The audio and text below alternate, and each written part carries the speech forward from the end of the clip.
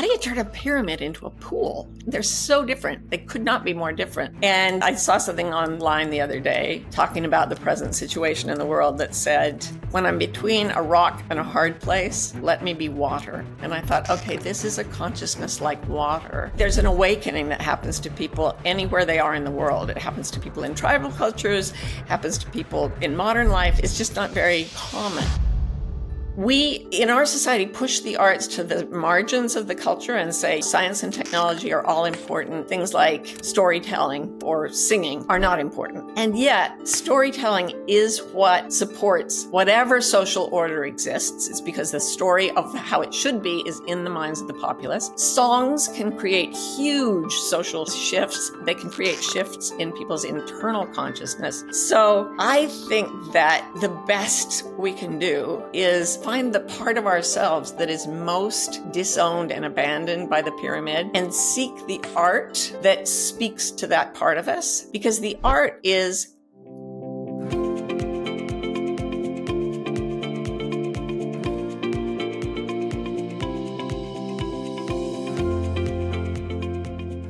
Okay, Martha, welcome to the show. Now, to get started, out of all the people that I know and have met, you have lived a remarkably charmed life. So I was curious to ask, to get started, do you have any inklings about potential contributing factors to that?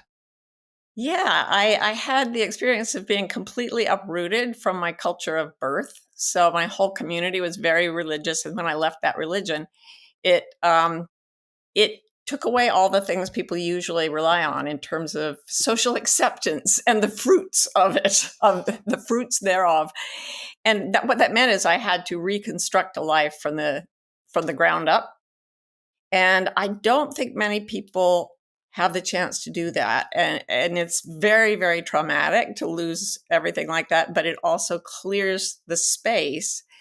And then I had a few mystical experiences early in my life that made that the foundation of the life I built. And you're right, it is. I do feel I've been incredibly blessed. Yeah.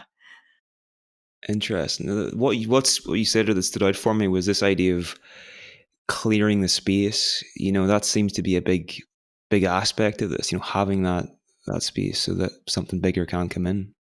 Yeah, you have to have the will to pursue your own truth to the point where other people may not only disapprove but actually leave. And that's a brutal cost to ask of a human being. We are so social. And it was devastatingly difficult, but it's the greatest gift I've ever been given. Wow. Okay. So if you were, imagine somebody is writing a book about the life of Martha Beck, and I'm sure this will be done by several people at some stage. What is the title of the current chapter? The current chapter, falling apart. Okay. Falling apart. Yeah. I'm in the process of allowing everything to fall apart. Just moved to a place in the woods. I'm always moving to places in the woods just because I think it feels right and my family feels right doing it. But I'm so conscious of how, we put everything in boxes. Now we've got boxes all around with all our possessions, and most of them we're throwing away because our current place is smaller. But if you look around at the detritus of the home we lived in, it's as if the old house dissolved or is dissolving like sugar in water, and there are chunks of it left. And it reminds me that we're always continuously falling apart, like our atoms are constantly replacing themselves. Once every 7 years, you are a completely different set of atoms than you were 7 years prior. And we're all aging, we're all moving toward ultimate dissolution. Everything dissolves in the physical world. And I like that, to me, is one of the best, the juiciest places to live, where you are letting everything fall away. It's a little bit of a reprise of what happened when I was in my late 20s and I lost my whole community. It's deliberately just taking your grubby little hands off everything you've been grasping and saying, all right, let's see what comes to fill that space if I leave it open. Yeah. I love that. I've never actually heard someone say that they're deliberately in a process of letting things fall apart and embracing that, to see what comes in. So I really admire that. Um, In Asia, it's in Taoism, for example, the Tao Te Ching says, in the pursuit of knowledge, every day something is added. In the pursuit of the Tao, the awakening, the awakened life, every day something is dropped. So it's just like fall apart, fall apart, fall apart, and then fall apart some more. Now we're talking. have there been any aspects that have been difficult to let go of and maybe have like less control over? Oh, yes. Oh, it's horrific. I didn't want to leave the old house we were living in. It was very comfortable, very spacious. And the house we're moving into, it's the original foundation stones, they say, were dragged here by horses. It's not new. It's not a new house. It's a lot smaller than the one we were living in before. And I doubt that the previous owner will ever watch this podcast. So I will just say that her policy of housekeeping was, why clean it if you can just paint over it? Okay. In one instance, she painted over an entire dead mouse, or at least we hope it was dead when she painted over it. Oh, yeah. I mean, I'm serious. It's a fixer-upper. Speaking of dissolving, I mean, it's been dissolving because it wasn't tended, it wasn't minded, and things fall apart. As Yeats so clearly said, things fall apart, the center cannot hold. Mere anarchy is loosed across, what is it? Loosed into the world? Mere anarchy is something. You should know this. No? I do not know this. I'm not as well read as you are, Martha, by any means. So anyway, I hated leaving that, and I was like, no, I will not go to a place with fetid dead mouse stench. And the first night I slept here, I fell in love with the place. And then a bear came, and I was all in. This bear just sat politely in the woods right by our house waiting for us to go in so he could come and raid our bins. Wow. Okay. Okay. So speaking of life transitions, I've heard you say that stuckness always means you're about to be transformed, and I think this is it's not something you hear every day. Would you maybe elaborate a little bit on this idea? Yes, I love this idea. This is actually brain science as well as sort of a philosophical approach. What the brain needs in order to have a real quantum leap in its perceptions of reality, like big leaps forward, like Einstein's theory of relativity or Archimedes, how to law of how to measure the mass of an irregular object. These great epiphanies of thought that have come in. It always follows somebody puzzling very intensely over a problem that they're trying to solve and then reaching an absolute impasse. Like, I am stuck. This is a dead end. I can go no further. There's one more ingredient that you need to get unstuck in a most dramatic way. And that is to go do something completely different. Did you ever watch the old Monty Python's Flying Circus? Years and years and years ago, but Their go-to segue was, and now for something completely different, right? Um, so you get stuck and then go play. Go walk outside, watch a comedy, do things that make you feel joy, feel laughter, be with people you love, and do not think about the problem. And when you are looking the other direction, the right hemisphere of your brain will create these things called far transfers, where it brings old knowledge in new ways and creates a really radical shift. And then it sort of throws it into the conscious brain, the verbal mind, all at once. And they call this the eureka effect. It's an explosion of understanding. I think it's the same thing in Zen they call satori, the opening of the mind into new possibilities. So pushing something you really want until you're really stuck and then going to do something you really enjoy, that creates quantum leaps forward in your consciousness. And we should all welcome it, even though it is horrible at times.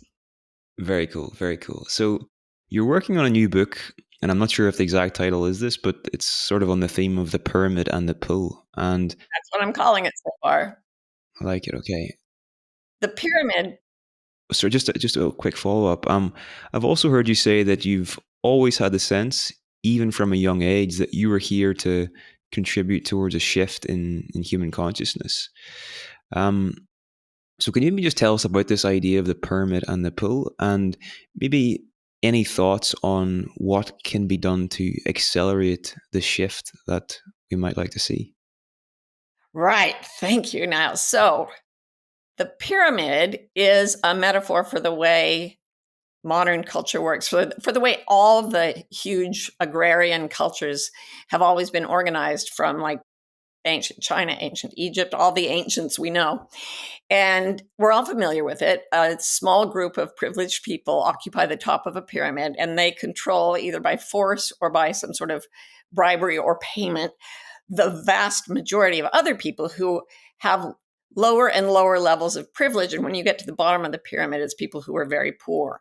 And that has always been the social structure that has existed in these large societies. Sometimes the poor get upset about it and they create a revolution. But a revolution literally means one turn of the wheel. So they turn the wheel. I was an East Asian studies major in college, and I spent time doing research in China right after the Cultural Revolution. And I saw how the communists had come in to try to eradicate the inequalities of the previous system, and they had just replicated it. So in China, they said at the time, under capitalism, man exploits man. Under communism, it's the other way around. So everybody has always been exploited, I mean, except for the people at the top of the pyramid. And these structures seem to just repeat themselves, these pyramid-shaped structures. But they also have a characteristic half-life. They collapse at a certain point because the poor get frustrated, because the system can't be plundered anymore, because inequities and shortages have been created by the system so that it starts to cave in. And I believe that certainly my culture, the United States, is in the process of that collapse right now. But there is also the whole mass of cultures that were dominated by folks coming out of Western Europe in the 17th, 16th, 17th, 18th centuries, with guns, germs, and steel, to eradicate other populations and impose values of the pyramid on them. Most tribal societies are very horizontal. There's no really strong difference in rank. And in fact, it is very strongly insured. Like if one of the hunters makes a big kill, they have something called mocking the meat, where you have to make fun of this guy who's just done something wonderful, so that he can show he can laugh at himself, because they say if you don't do that, he will start to take control of other people, and ultimately he might even kill someone. It's fascinating. All these tribal cultures see this. In pyramid-shaped cultures, it just happens. No, the people at the top don't laugh at themselves. They start killing others. And you see what we have in the world today. And as a sociologist, I used to think, my doctorate is in sociology, I would think, what is the alternative? Like, I really feel like I was born to see this thing shift, not into a revolution that just replaces domination with domination by other people, but something fundamental, something perhaps even unprecedented. And after decades of pondering this, I sort of had the image of a society like that as a still pool, maybe even a lake, absolutely flat and equal, in which everybody's presence creates wave effects. And those wave effects interact with each other. So if two waves interact, constructive interference is called, they get very big. If an up and down wave connect, they create zero. If two down waves create, that's called destructive interference, and it creates a trough. Anyway, you get these things rippling and interacting with each other. And I thought the degree of presence is kind of what creates a bigger ripple. So, for example, once I met Eckhart Tolle. I don't know if people remember who he is, but I love his work. Have you read The Power of Now and A New Earth? Honestly, I would listen to that audiobook weekly. Like it's not the full thing, but I dip in and out, like, you know. Yeah. That his concept of a new earth is exactly what I've been feeling since I was very, very young, that there would be a switch to something very new. And I was speaking at the same venue where he was one day. I also listened to his books every day in the car. Um, and we both came out of these lecture rooms parallel to each other at the same time. And I thought, well, I usually don't go fangirl on people, but he's changed my life so much. I've really got to go say thank you. So I turned and I started walking toward him, and there were people all around asking questions. When I was about 100 meters away, I felt his consciousness feel my consciousness. It was absolutely unmistakable. It was like shaking hands. It was so evident. And I said, "Thank you." And he said, "You're welcome." Like, not in words, but energetically this thing happened. And I thought, well, that's job done. So I turned around and walked away. And his presence was enormous. And that's what made me think of this thing of, okay, how present you are is what makes the ripples in the sort of the metaphysical aspects of this pool world. And I used to think, how do you turn a pyramid into a pool? What? They're so different. They could not be more different. And I saw something online the other day talking about the present situation in the world that said, when I'm between a rock and a hard place, let me be water. Let me be water. And I thought, okay, this is a consciousness like water. And I thought, oh, it's very much like the consciousness that's reported by mystics in every culture, certainly in Asia, but also in Europe, going way back to the mystics. I just reread a book on Julian of Norwich, like that. There's an awakening that happens to people anywhere they are in the world. It happens to people in tribal cultures, happens to people in modern life. It's just not very common. But if it did become common, if, for example, 10% of people had a Buddhist or Christian mystic style awakening where they completely lost all ego, how would that influence the other structures of society? And I've modeled this on different softwares, and I've like sicked AI on it and everything. And what it says is, if you had people, there would be clusters of people who enjoy that lack of stress, that compassion, that connectedness, and it would start to sort of gather in pools like that circle of people around Eckhart Tolle. And slowly, you'd see an effect on the whole society.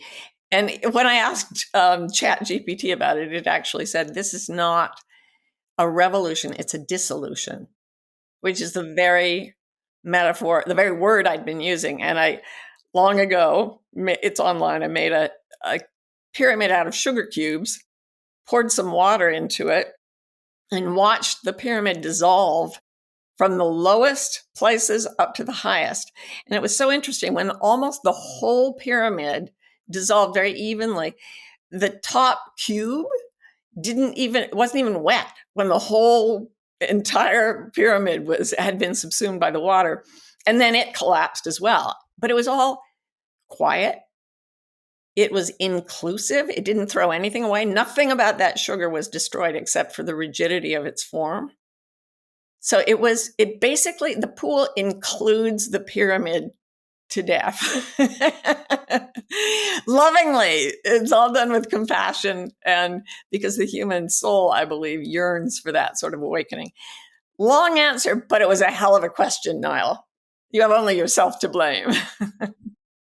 I don't know if you're familiar with Ken Wilber, but he has this whole idea of transcending and including, and this is linked with what you're saying. Have you thought whether this is, I would imagine this has to happen. It doesn't have to, but, it would be beneficial if it happened soon enough, given the state of the world. Do you think it would most effectively happen with a top-down approach, a bottom-up approach? Like, would it be like targeting people in positions of power and getting them engaging with this way of thinking? Or what are your thoughts on that? Yeah, I don't think getting people in positions of power to consent to it is the way, because the way social pyramids work, it almost invariably puts people at the top of the pile who have a psychological profile called the dark triad in psychiatry: narcissists, Machiavellian personalities, and psychopaths. People with no conscience, people who are obsessed with themselves. And we certainly see that in governments around the world, naming no names. So that is not the way I would go at it. The people at the bottom of the pyramid have very little to lose by dissolving. They don't have much power, wealth, or status. And so those people are typically the first to wake up.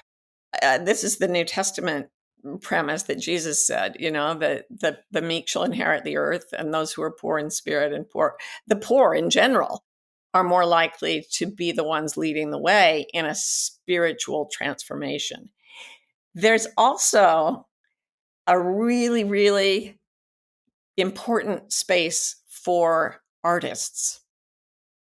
If you look around you, anywhere you are, whoever's listening to this, and you will see something that was designed by someone. You will see objects and situations and spaces and machines that were designed, they were created, they were invented. We, in our society, push the arts to the margins of the culture and say, science and technology are all important. Things like storytelling, for example, or singing are not important. And yet, storytelling is what supports whatever social order exists. It's because the story of how it should be is in the minds of the populace. Songs can create huge social shifts. They can create shifts in people's internal consciousness. So I think that the best we can do is find the part of ourselves that is most disowned and abandoned by the pyramid, and seek the art that speaks to that part of us, because the art is creating, it goes to the place of impasse and then leaps forward. It takes the heart and mind to a different space. And the greatest of the arts take them to a space beyond the pyramid and in the pool. I always like to say a bad artist just talks about happy things. A good artist will take you into the dark, and a great artist will take you into the dark and show you a way to the light. So that, I think, is going to be absolutely key.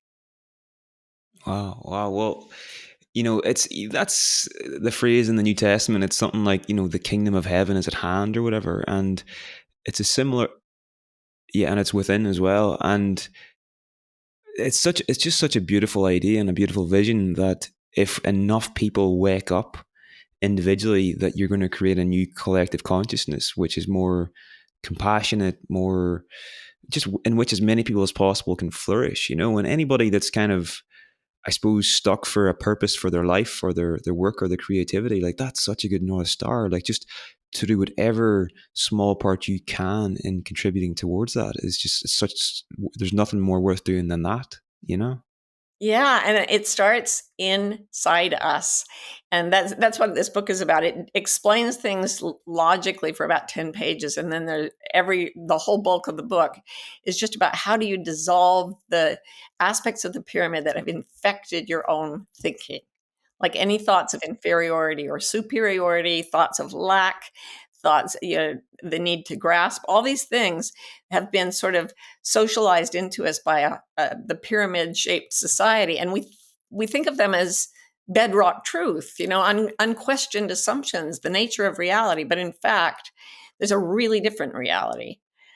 I had an experience last week that got me all excited. I went with my wife. It was her birthday. We went to see her favorite rock star, Ani DeFranco. Yay for lesbian artists. She's bi. Anyway, we went and she was a very, very strong activist from the time she was a teenager and really made an impact on her fans. I mean, she doesn't have massive fan base, but those who like her are obsessed. So about 10 years ago, she started writing songs that were about spiritual things. Before that, they were mainly political and personal. And the other day at the concert, this was last week, she said, I'm going to sing a song. This was the only thing she really said during the concert. I'm going to sing this song, and it includes the lyrics, I am not my body, I am not my mind. And she said, people wonder what I mean by that. And what I mean is the thinking part of my mind has let go of me. And I have just been floating away from it into something extraordinarily beautiful and inexpressible. And she said, that's what I'm singing about. And she said, it happened. It happened. It was and that's the signal that somebody has had a satori. It's not just, I gradually learned. It was like, boom, awake. And I noticed going online that the people who have watched her concerts on her latest tour are talking about the fact that she seems so different and that it was the best concert they'd ever seen. And the radiance coming from this very small woman she wasn't even wearing makeup, like just an ordinary person standing on the stage, just blasting radiance across thousands of people. So when she said that, I was like, yes! Sorry if I blew out your machinery there. But I was like, it's happening! I do actually think it's happening. I never thought of this, but the role that artists like that can play in this is absolutely monumental, This brings me to something else I kind of wanted to ask you about. How did your experience of being pregnant with Adam change your views on the primacy of the intellect, would you say? It did pretty much subvert. Speaking of everything falling apart, yeah, I was 24 years old, which for someone raised Mormon is high time to start, whelping some pups. So I'd had one child at the age of 23, and then my second child was in utero. And about 6 months into the pregnancy, they did a test that diagnosed him with Down syndrome. And I had about 2 weeks to make the decision whether or not to terminate the pregnancy. Very, very late. Now, I'm politically staunchly pro-choice, but I had already bonded with this child. And the question I had to ask was not, do I want the child? It was, what kind of a child am I willing to accept? Which begged the question, what kind of a person am I willing to accept in my world? What kind of a person am I willing to be? What if I slip on the ice like one of my professors did and sustain a brain injury that turns me into someone subverbal who can't walk? Like, is my life still worth saving? Is it? So that was the philosophical question I found myself encountering. And obviously I brought a lot of emotion to it as well, because emotion is a real thing and it's important and it helps us define and see what's right for us. And in addition, from the beginning of that pregnancy, I had been having experiences that I have to describe as psychic. Whether you believe in it or not, I respectfully, lovingly do not care, because they happened. Like, it's not a friend of a friend. This happened to me. And I was able to see what was happening around other loved ones when they were far away, vividly, like a movie playing. I had foreknowledge of things. I had very strong premonitions that were more like memories. I call them pre-memories, premembering. So there I was, and I had this question about the value of a human life, and also this question about what is the nature of reality if I'm having these spooky action at a distance kinds of experiences. That is Einstein's famous phrase about quantum mechanics, spooky action at a distance. And I'd been at Harvard since I was 17. I got my bachelor's degree, my master's degree. I was working on my PhD. I'd been surrounded by these very intellectual people who put pretty much all their self-worth, I think, into the egg basket that has to do with intellect and achievement. And here was this baby who was not going to be able to do that. Not any of it, really. And what I realized is that I would walk around Harvard and I'd see people and think, are they happy? Are they happy? When I got the phone call saying, it was a nurse at the health center telling me that Adam had Down syndrome. When I picked up the phone, the nurse said, Martha, I have some not so good news for you. And I heard this other voice. It was in the room with me, and it said, don't be afraid. I was like, what? What was that? And she said, well, I have some bad news. The fetus you're carrying has Down syndrome. And then I heard this other voice say, Martha, are you happy? And I said again, what? And she said, it's Down syndrome and it's trisomy 23. And I was like, no, not you, not you. I wanted to talk to the other voice, and I was shocked out of my politeness. And I said, I have heard that people with Down syndrome can be happy. And the voice said, that is right. And the nurse said, I don't think so. And that was my first experience of very clearly listening to what came from inside me. And that question, are you happy, seemed to me to be the most important assessment of whether I should be alive or not. Like, if a person can experience joy, Emerson said beauty is its own excuse for being. And joy is like the feeling state of beauty. It is its own excuse for being. So I decided that I would try to make sure this child experienced joy in his life. And I think I've so far okay. And that I put that at the very center where intellect and achievement had been. That's beautiful, Martha. Thanks for sharing that. And, it makes me think that to engage with somebody who is vulnerable, say somebody with Down syndrome, or just somebody in a difficult situation in life, it requires a different state of consciousness from ourselves. And I don't know if this is okay to say or not, but it almost makes me think that everybody has a vital role to play in this kind of collective shift, because they change us by our interactions with them. Does that make sense? Absolutely. And I actually think there's been such an incredible rise in the diagnosis of neurodivergence, not just Down syndrome. I don't know if that's gone up. I don't think it has, but autism has. Various diagnoses, ADHD. I have that. In fact, I think I may be on the autistic spectrum. That is going up rapidly, and nobody really knows what the cause is. But I think the result of it may be that we have a lot of people on the earth that don't think in the conventional way.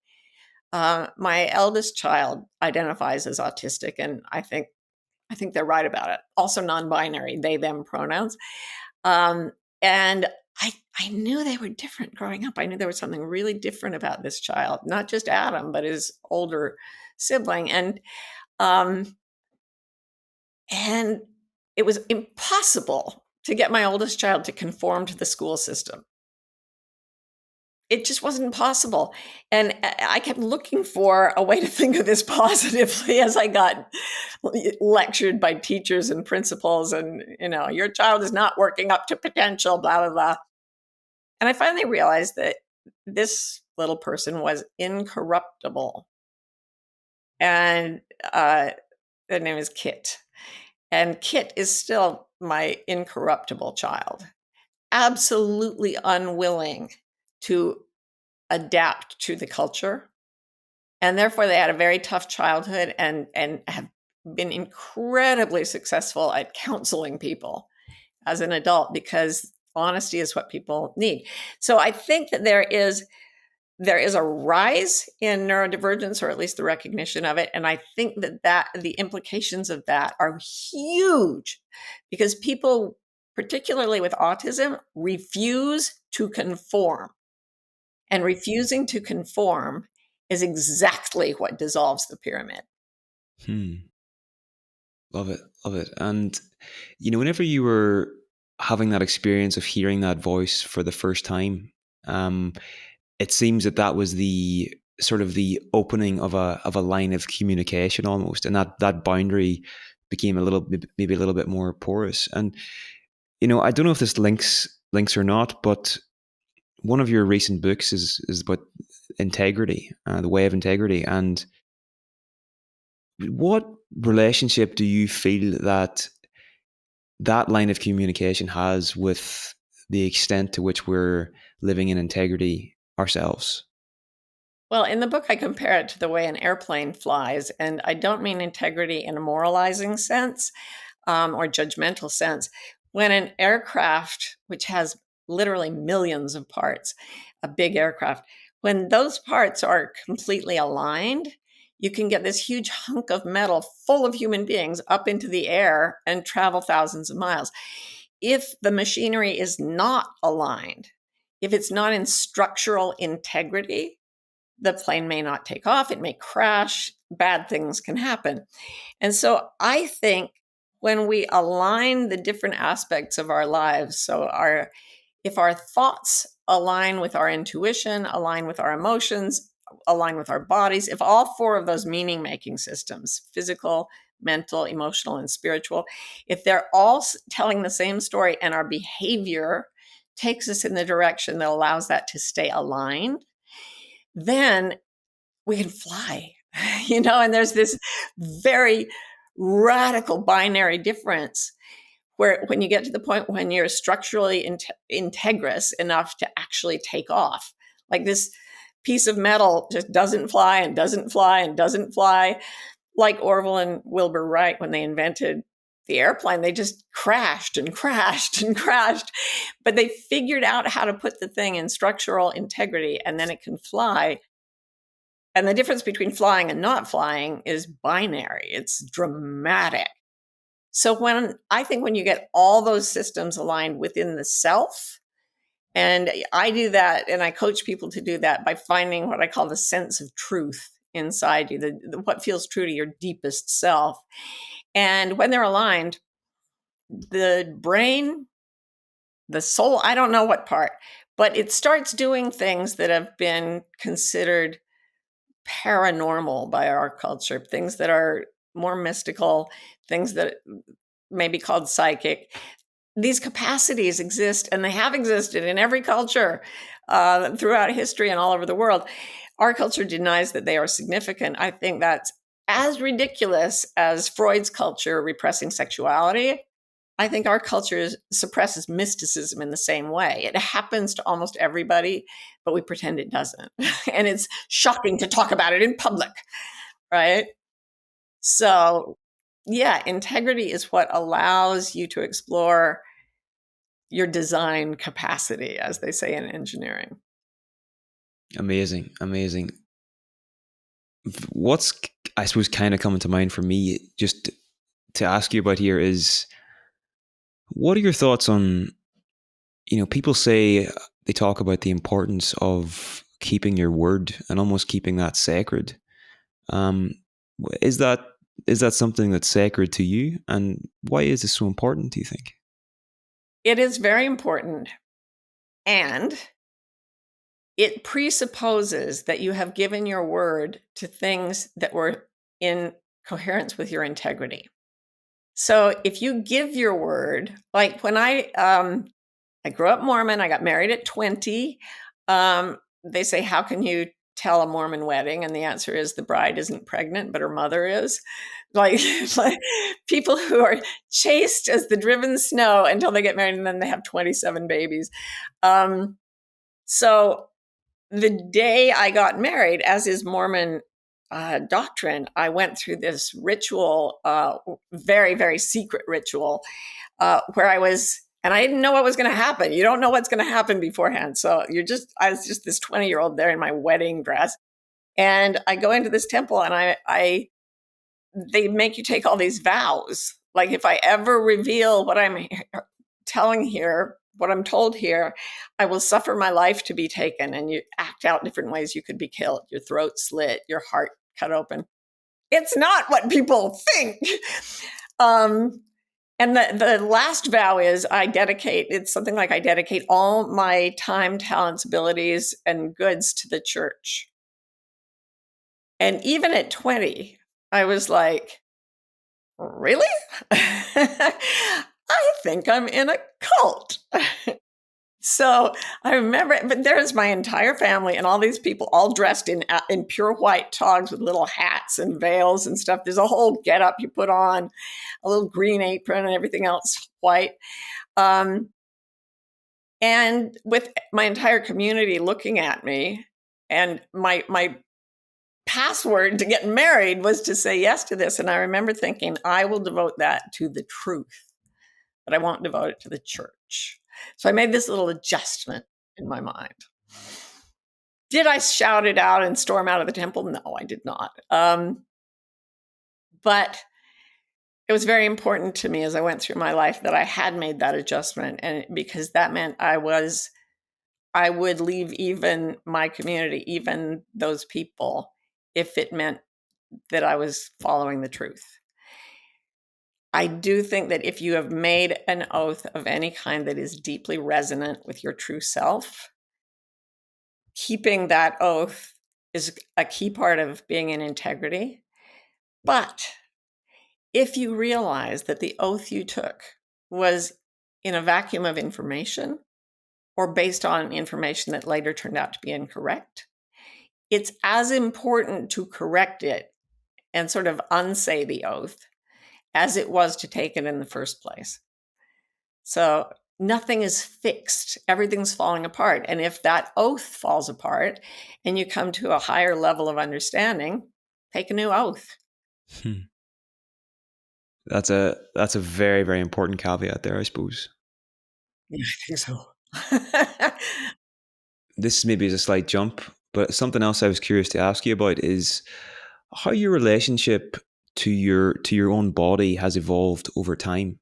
I know you've been through, you used to run 100 miles a week, and you did that on something like less than 1,000 calories, and you've been through terrible struggles with autoimmune conditions as well. So just how has that relationship evolved as time has passed for you? Oh my goodness. I remember by the time I pushed my body relentlessly, without much sleep, without much food. It was my way of, I think I was confused and disturbed as a child and especially as an adolescent, and I took it out on my body. I would just run until I was numb physically and emotionally. And I also think I was in a state of fight or flight all the time. So running was the calmest place for me. I was actually getting away from something, at least in my animal self. But then it caught up with me. And when I was only about 19 or 20, everything collapsed. I started getting severe like muscle and tendon injuries, and they wouldn't go away. And then autoimmune illness crept in, and all my physical systems started to misfire and create symptomology, pain, just non-functioning. And it got worse and worse and worse. I was falling apart by the time I said I was falling apart at the beginning of the interview. Well, I was doing it really, really dramatically in my 20s. And I was basically bedbound until I was about 29 or 30. And I raged at my body for like stymieing me. I had very strong intentions and very strong ideas of what I should do, and my body wouldn't do them, and I hated it. And then I read a book by Joan Borysenko, speaking of somebody who started out as a medical doctor, scientist, and then went off into the woo-woo and became very spiritual. It was called Minding the Body, Mending the Mind. And for the first time, I encountered the concept of directing compassion to the parts of the body that aren't working well. And I remember I was in incredible pain from my back. I was in a back brace for like 5 years. I couldn't use my right leg for much of that time.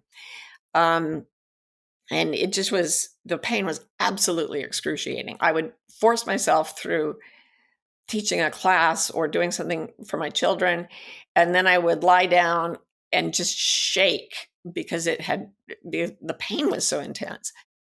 So after reading Boroshenko's work, I started to direct compassion at that pain. And I remember it just opened up into an emotional, I won't say an abyss because that sounds too negative, but it was like a dam had burst and all the emotional pain that I experienced came pushing through.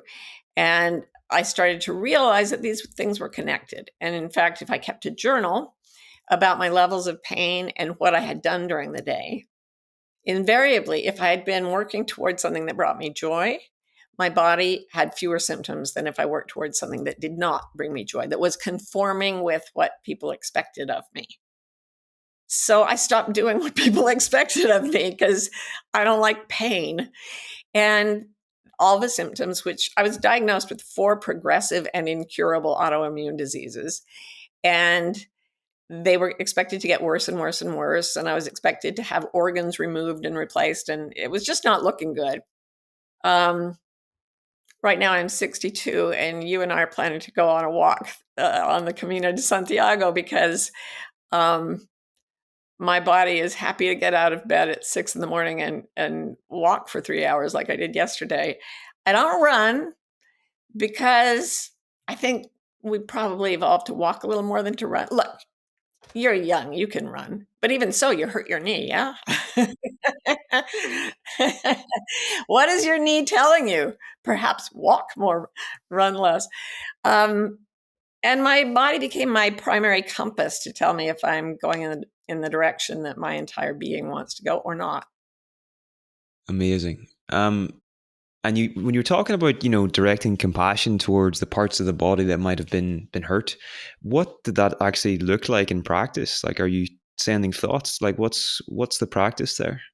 Yeah, what I do now, I'm not sure I remember exactly what I did. I was probably following the book, but I love the Tibetan metta phrases from loving kindness meditation. May you be well, may you be happy, may you be free from suffering, may you be safe and protected from all danger. There are many, many of these well-wishing aphorisms. May you have ease of well-being. So now when I have pain or illness of any kind, I'll focus my attention. It's as if it all flows into the part that hurts. And I just repeat those thoughts. May you be well, may you be happy, may you be free from suffering. And then I can start asking, like, what do you need? And various aspects of my being seem to have a voice. And, my back could tell me way back then, I don't like academia, not as a professor. Loved it as a student, but I just don't like it. Rather be a writer. And I was like, that's insane. And my back said, too bad. I love it. I love it. And so you were speaking there about you wouldn't do things that would you would only do things that brought you joy, and this was a part of the path to healing. And you also talk about tracking joy in the body as an important coaching tool. Can you maybe share how this can actually be used as a practice in coaching to help people just improve their quality of life? Would you say? Yeah, I love that Marie Kondo's book, The Life-Changing Magic of Tidying Up, became a huge global bestseller. Are you familiar with that book? I haven't read it. I'm aware of it, but I haven't read it.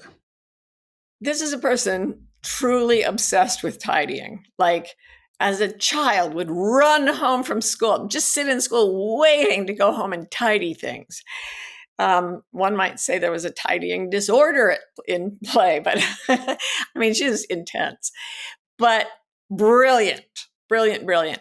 And what she recommends you do with your house is you pick up every object that you have. So I'm moving into a new house and I pick up an object like this. Okay. So this is this little tin that comes from, I believe, Denmark, a little touristy thing that someone bought, during a visit to the Netherlands or Denmark or something. You pick up an object and according to Marie Kondo, you think to yourself, does this spark joy? If there's a little spike of joy, you keep it, no matter what it is. And if there's no joy, you throw it away, no matter what it is. Or you find a place to marginalize it if you absolutely have to have it. But if you really have to have something, it will spark a little joy.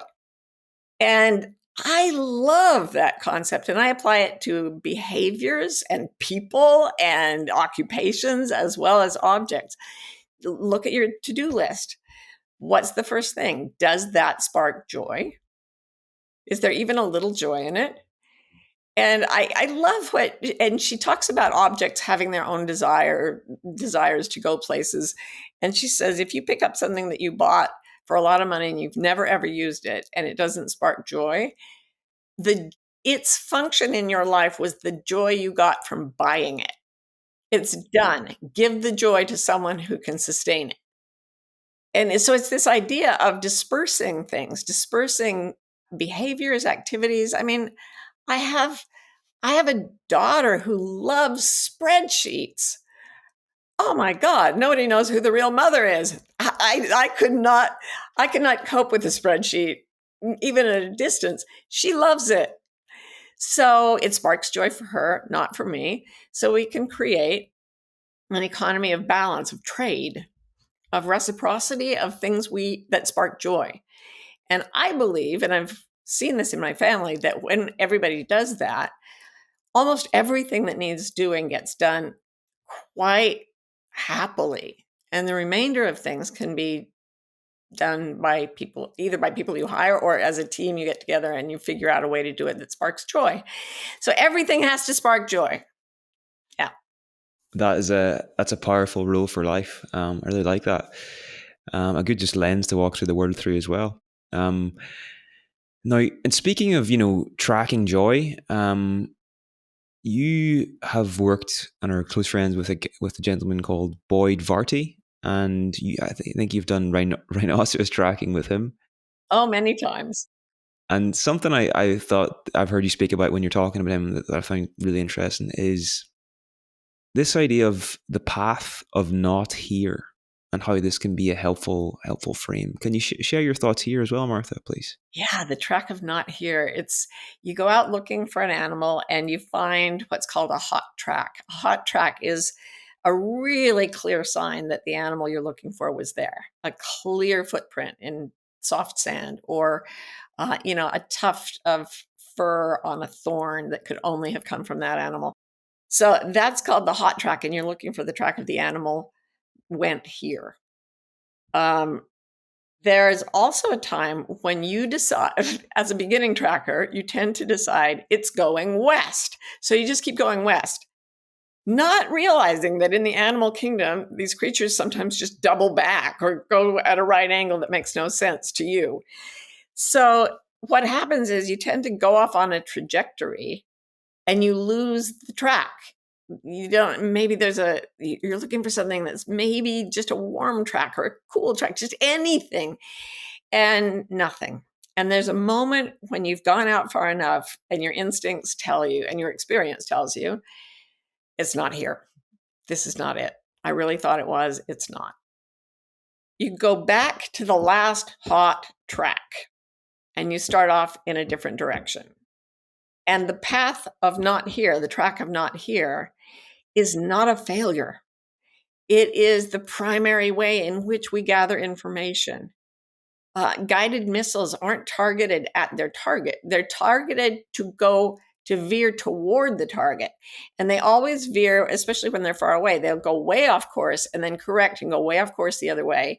And then as they get closer to the target, the deviations become smaller, and then they eventually can bullseye that. And that's how it is with life, too. If you're in the path of not here, if there's no joy, go back to the last hot track. So when I got that news about my son, unknowingly I did this.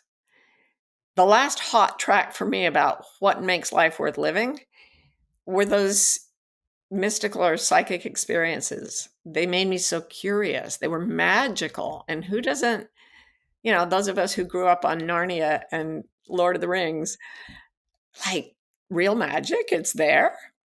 I want to see that. That was a hot track for me.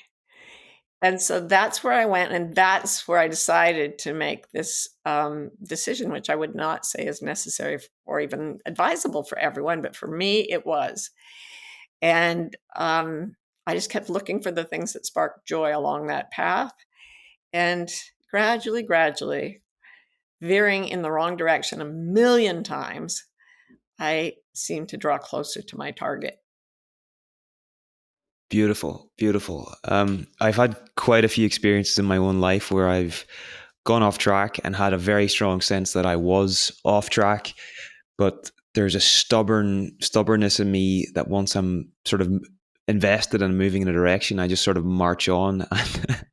But then life has a corrective mechanism, and it's some way of just basically not letting me go too far, and then I come back and start where I should never have left from, if that makes sense.